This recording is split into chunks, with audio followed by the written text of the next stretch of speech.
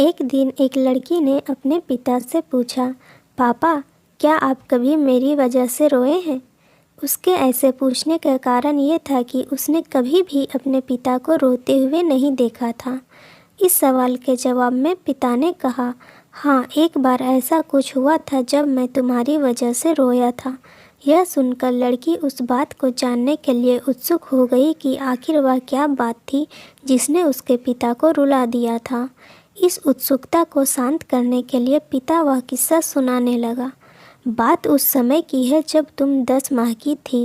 एक दिन मैंने तुम्हारे सामने 3 चीज़ें रखी, एक पेन, एक सिक्का और एक खिलौना। मैं ये जानना चाहता था कि तुम उन चीज़ों में से क्या उठाओगी। उनमें से पेन बुद्धिमत्ता का प्रतीक था, सिक्का धन का और खिलौना मनोरंजन का प्रतीक था।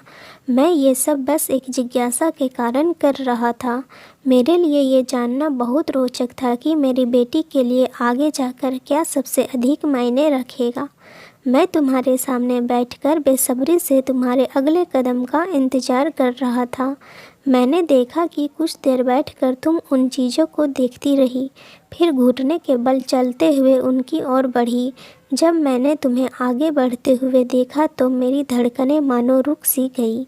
अगले ही पल तुमने उन सभी चीज़ों को अपने हाथों से हटा दिया और आगे बढ़कर मेरी गोद में चली आई।